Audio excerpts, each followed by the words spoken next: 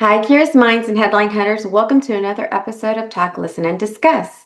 Today, I have some updates on the Amy Bradley case. And let me tell you, I was on my way to work when I found this little nugget that has just been out there for all of us to see. And yet, as far as I can tell, as of today, when I'm recording this episode, I haven't seen anybody reply on it. So maybe I'm the first one.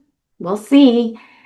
I want to thank, first of all, the YouTubers who allow their content to be used for commentating purposes. So today I'm sincerely grateful that James Renner of True Crime This Week has allowed for his video to be used because his interview with one of Amy Bradley's ex-girlfriends, and he has interviewed several, is actually where I found this gem of information that has really got me rethinking what I thought may have happened to Amy Bradley. And let me explain. So James Renner 3 weeks ago interviewed Kat Lovelace, one of Amy Bradley's ex-girlfriends in college. In fact, she was right before Molly, who would be the who was on Netflix describing the love note in a bottle and the breakup. That's that story that was presented on Netflix. Well, she actually gave some very insightful information into Amy at the time, meaning her character, her persona. So the three things I wanted to address that I not only got from the documentary, but things that I'm getting from replies on my comments. And by the way, thank you for all, whether you agree with me or disagree with me, even if you give not so nice comments, just thank you for taking the time to view the video as well as comment. It really means a lot to me, either way you put it out there, because I just started this off to have another outlet for my creativity and interest. And if you find it entertaining, even if you don't find it entertaining in a flattering way, I'm very appreciative that you've even taken the time to stop by and give a look at it. One is the photo. Two is why it matters if Amy was gay or not. And three, how families, whether the intention is good or bad or neither, meaning sometimes we hope for an outcome, and so we try really hard to make things fit to align with that outcome, is what I believe happens in most cases where there is a missing person, that they're not really focusing on a lot of information, whether it's useful or not, because they're scared that if they put it out there, it may prejudice people or even law enforcement from wanting to continue searching for Amy if they do indeed believe that she is still missing, meaning that she's still alive. I think there was something I read or heard where the family, they're willing to come to terms in some way, shape, or form that she's possibly not with us anymore. But of course, they're still holding on to hope. And recently on the Amy Bradley is Missing.com website, which I've really had more time lately to take a look around, there is a lot of information there, some that has been highlighted, others that has not by the family, either in interviews or in Netflix. Again, I do a lot of research. Netflix started this research because I never really was familiar with the case, but now that I am, I see how that documentary is such a small part of all the stuff that's out there for us to see. So when I see that the family is not bringing up a lot of certain information, I think it's just suspicious, but not necessarily nefarious, that the information they tend not to share is evidence that could definitely be prejudicial against the family and for searching for Amy. That's what I mean when I say, why do they keep on throwing out new information to us on major outlets? And it's usually because they're pressed to. So moving on from that, I want to go ahead and visit the idea of this photo. First of all, it was one retired FBI forensic artist who gave his opinion that he believed that that photo could be Amy. The FBI did not come out and confirm that that was Amy. They also didn't use his artwork at least as far as I can find, he is not responsible for the artwork of the age progression of Amy Bradley. I could be wrong on that, but from what I see right now in front of me, he is not. I did find some example of his artwork on his own personal website, and I'm going to link that in the description. I'm going to add several links to this YouTube video. One will be his website, two will be the Amy Bradley is Missing website, as well as I'm going to link the video that I'm going to be sharing with you all on where I found this gem of information, as well as some other information from James Renner's YouTube conversation with Kat Lovelace. And there also will be more links in there that I would like to share with you. And if you want to go and see where I'm getting my material from, most of it, if not all of it, will be in the description. Okay, so he is a retired forensic artist, and I have pulled some of his examples to show you that yes, well, they are really good at what they do. They're not always right, nor are they always accurate. And I think that when you see the age progressions that he's done and compared them to when the people were found, there may be similarities, but definitely the photos do not look like exact copies of the people when they were found. In fact, I will tell you that I could have probably passed by the person and not even thought it was that person. There's that. Second, I wanted to share with you today is why Amy Bradley's sexual orientation matters. In the 90s, even in the late 90s, being gay was not widely accepted. Many people did not want to come out to their families, and those that did come out did not often have happy endings to that. And so I can see the dynamics of this family, as close as they were, being completely thrown in chaos because of this situation. And I can see that they had their good moments and bad moments. But I also can see that Amy Bradley, as was presented and is continuously being presented, also had a side to her that her family either didn't know about or they choose not to remember her as, and therefore they don't share that part of her with us in the way that they share how loving, caring, kind, and funny and outgoing she was, that personality. Her friends, especially her ex-girlfriends, and in this case, Kat Lovelace, are very open on describing the Amy that was in conflict with her parents, her sexuality, the way she would move in the world, how she coped with drinking for a lot of those feelings of anxiety, depression, loneliness, angst. And then there is the Amy that lived on the edge. And that is what I find very compelling, as them hitting on that edgy part. Then I want to go ahead and explore more why Amy was not bisexual in any way, shape, or form, because I do believe that the people who would know best were the people that were in sexual relationships with her. But the family could definitely take some solace in her being bisexual, especially if the hope was at some point in time she may end up with a man. And they have been, at least I will say that the family was somewhat forthcoming on saying that while they didn't, they weren't excited about her being gay, they had a lot of reservations on it. And that is why I believe that they would have been very hopeful that at some point she would find herself in a more traditional relationship. Moving on from that, then we go to the idea that she was trafficked off the boat, which I think that a lot of people who are in similar research mode as I am, the more we research, the more material and information we find from organizations that have this subject matter expertise, that it's a very unlikely scenario that she was trafficked. The biggest pushback I get from that is, one, the eyewitness accounts, which I have made it very clear I don't believe the eyewitness accounts because of the eyewitness accounts, how they came, how they were delivered.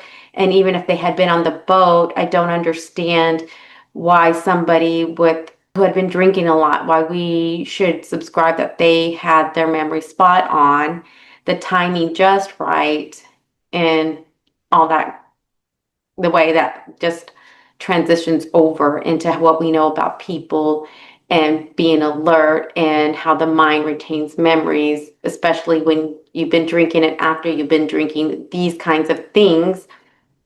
The other pushback I get to that is that um, if she had somehow found herself in the water, either accidentally or intentionally, she would have been found, and that's simply not true. I will be linking a site to that, briefly touching on underwater body recoveries, how complex and difficult they are, and the shallowest of waters, with bodies being unique, with what you're wearing and what the exact surroundings in the on the bottom of the water is like. There's so many variables, and when somebody takes that, what a Coast Guard says, to heart, that a body would have washed up, that's simply disingenuous information from that expert, because nobody who is familiar with waters would make that statement as fact, especially if they're involved with marine environments as much as they have been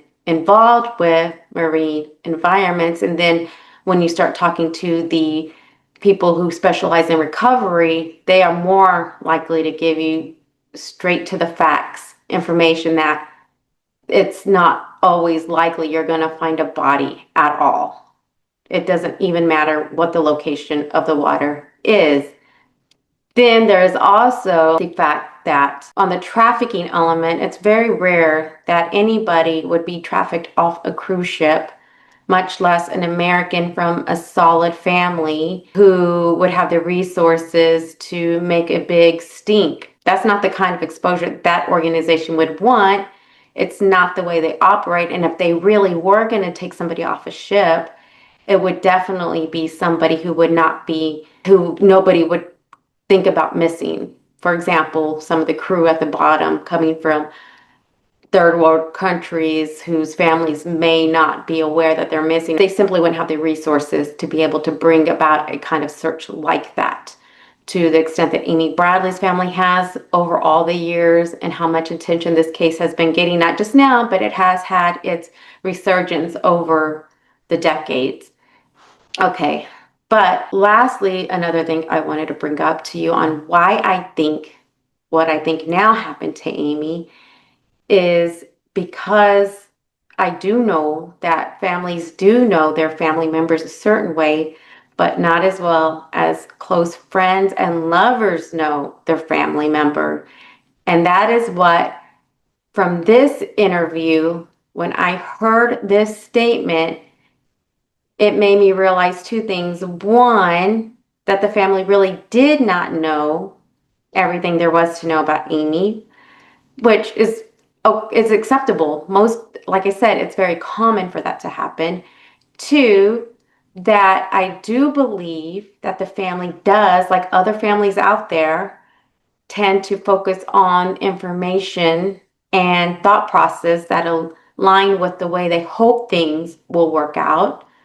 And three, I'm also going to let you know what I think, not only based on everything I'm sharing with you today, but on a one step further, research activity presented some information to me that helps support why I think what happened happened. Okay, so thanks for joining me today. And as always, I look forward to your comments, and thank you for joining me today. Were there any surprises in the documentary for you? There was a couple of things that I didn't know. I think most of it was around the IP addresses. Sure. Yeah. Um, Yeah, that was interesting for sure. and then the fact that the FBI thought it was Amy Yeah. or had Well, some. that's an interesting thing that they put in there. My understanding is it was actually a retired agent and Mhm. who did some work on it and it has been in the private field for I think a couple decades now, and it is his opinion,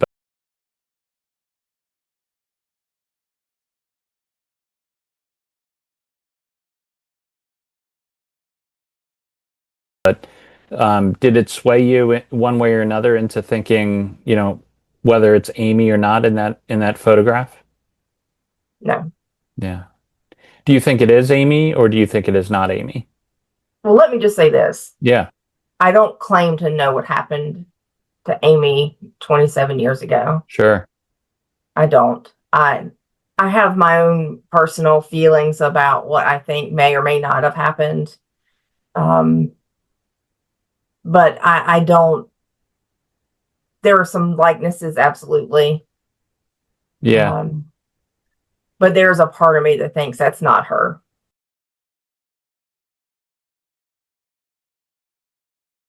So James Renner asked Pat Lovelace, what in the documentary surprised you? And she mentions the IP address and the photo that has now been circulated everywhere. The IP addresses, I believe, based on my research and just understanding, or at least having a good basic understanding, a good foundation on trafficking, something I myself had to get trained on before I started volunteering for a certain organization that I work with in Houston, is that they're not going to spend that much time trying to be covert with IP addresses or somebody going and looking at social media.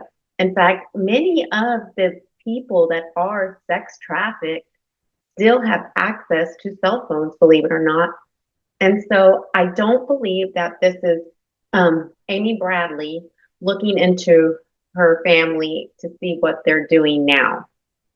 I also don't think it is one of the traffickers doing it. They're just simply not going to spend this much time, especially over decades, on one person. So there's that. Number two, when it comes to the photograph was analyzed by one analyst who gave his determination to the FBI, and the FBI decided to just inform us based on it. They didn't confirm the photo was Amy. They couldn't track it down. The person who sent the photo wanted to remain anonymous for whatever reason. And if you look at the forensic artist who gave his opinion, if you look at his work, you can see where just because he gave his opinion doesn't mean that it is 100% truth, that is Amy Bradley. It is one opinion out of a community of experts.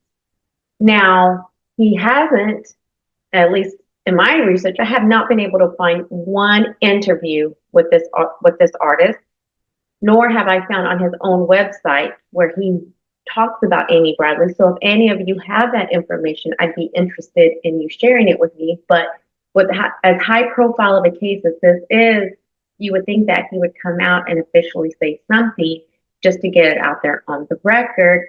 And I haven't seen that. So the photo doesn't convince me, nor did it convince Kat Lovelace that it was Amy Bradley. Others in the family and other friends think that it could be. She is one of the family members and friends that think it isn't. So I thought that was important to bring up to everyone.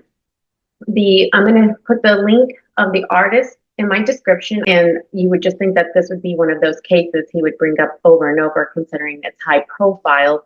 But I don't see any YouTube videos of him explaining it. I don't see any articles online of him explaining it, or even interviews that have, been conducted with him and somebody else where they could be asking him questions on how he came up with his theory and who else could possibly be supporting that theory, that kind of stuff. So I'm going to stop now and I'm going to let you see the pictures that he has presented on his website that are his, of the FBI most wanted criminals that were captured. And if you look at the photos he generated for the FBI, age progressed photos, you'll see that there were some similarities, but not overwhelming similarities. In fact, I think most of us would not have even noticed that the person we were interacting with was the person in that photo. So you let me know what you think.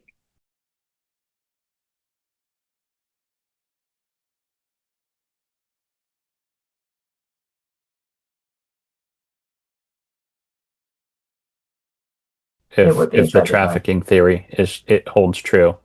I will say that, I've done a ton of research and there's not one confirmed case of a white woman being abducted and then trafficked in the Caribbean.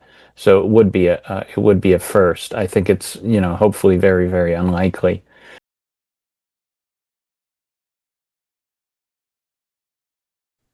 How did Amy identify? As gay, as lesbian.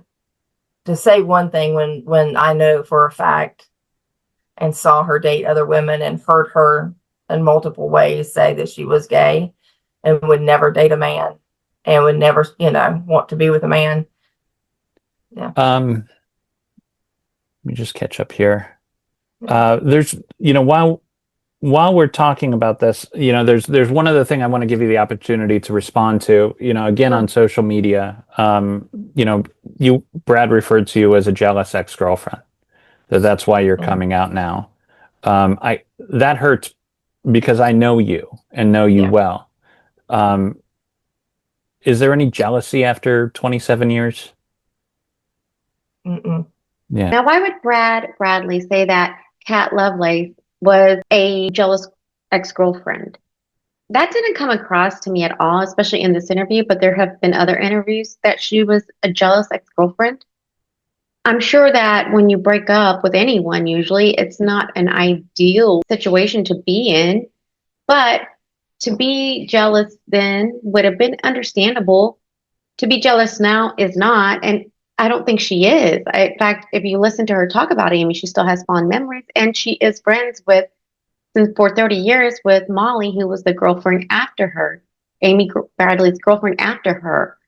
So the only reason I can think that he said that was she has ideas that don't fall in line with the way they want to have the situation play out.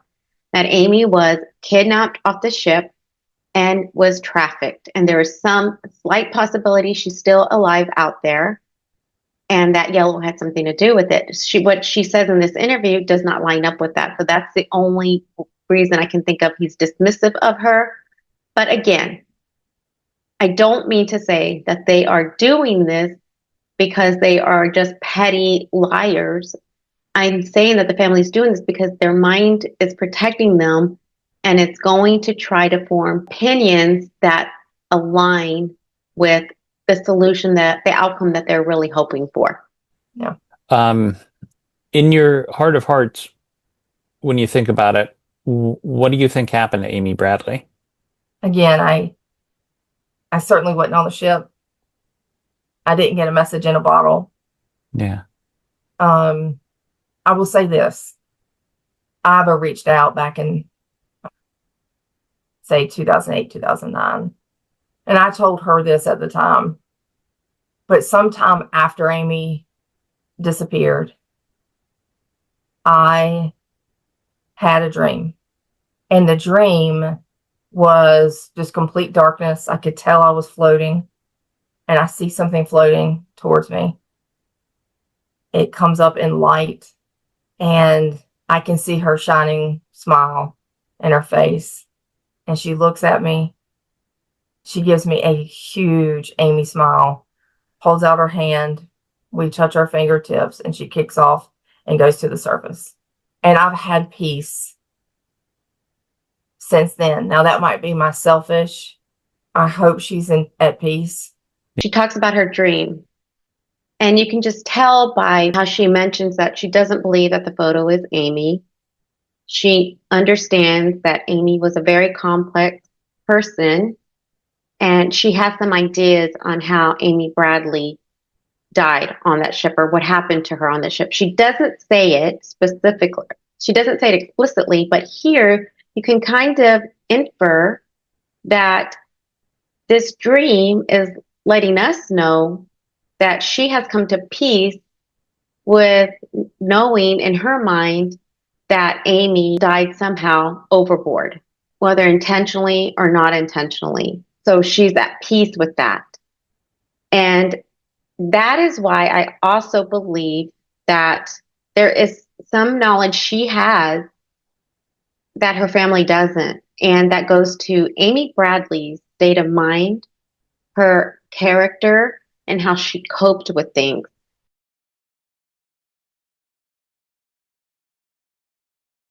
You mentioned the dream. Thank you. Is there anything else that didn't come out in the documentary that you think is worth mentioning? I know when we first started talking, it's, you're trying to unearth 27-year-old Yeah. memories, and and she was so interesting and so alive, you know.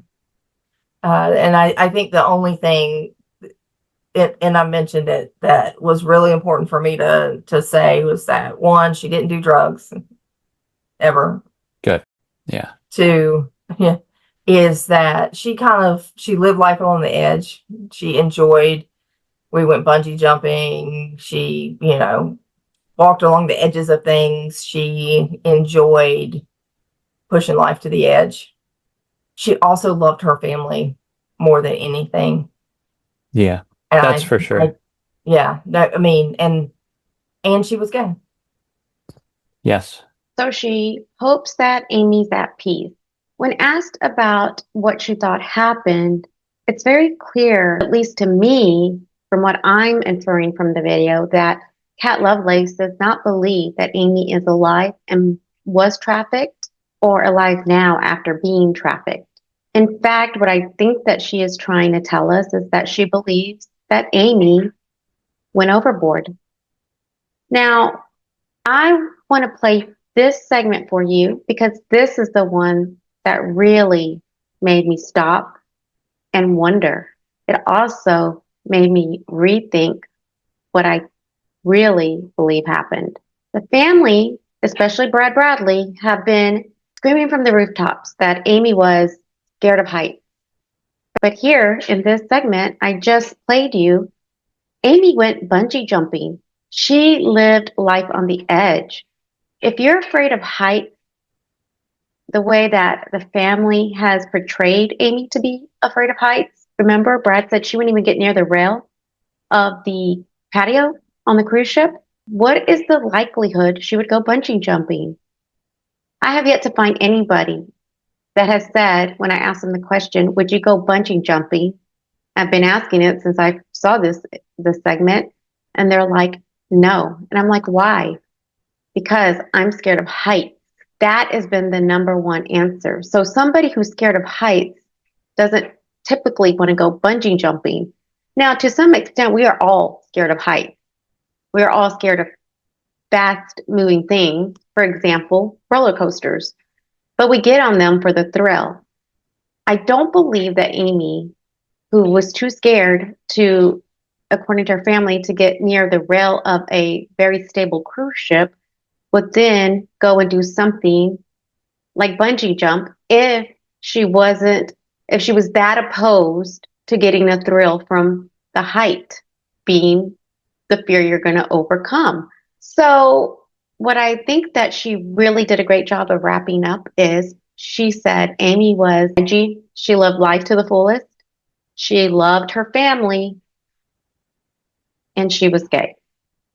And those three things summed up to me why I believe that Amy's state of mind is what put her in the position to either accidentally fall overboard. She had been drinking quite a bit. And I'm going to tell you that I could see the case too for her having committed. Most people don't know when their loved ones are going to commit. In fact, a lot of the research I did when I found this piece of information out was what is the likelihood that nobody knew that she was going to commit? And the answer will stun you. There's a great chance that nobody knew because most people who are struggling with those thoughts don't go and announce it to their friends and family. They also don't tend to plan it out like you see in the movies. It tends to be a spur of the moment thing, and that chance increases when they've been drinking and doing drugs. And when they've been drinking and doing drugs after a breakup. Now, I still don't believe she committed, but I think there is a compelling case for it. And if you're wondering, well, when she have left a note, it's very rare that a note is left by the person who commits because of how spur of the moment it can be. So mostly the people that do leave a note, it falls between 20 to 30%. And those that leave a note have definitely planned that they were going to commit. So in this case, if she did commit, it seems more likely that it was spur of the moment and not planned. But I believe that Amy was living on the edge. I believe whether she was sick or not, somehow she put herself in a position where she felt overboard. The biggest pushback I get to that is they would have found her body. The Coast Guard said that they would have found her body. Everybody said that where they were, they would have found the body. They were docked. They weren't docked, but they were going slow. They were in the canal. If you go to amybradleyismissing.com, they do a really good job of explaining how the ship navigated and where its approximate location was.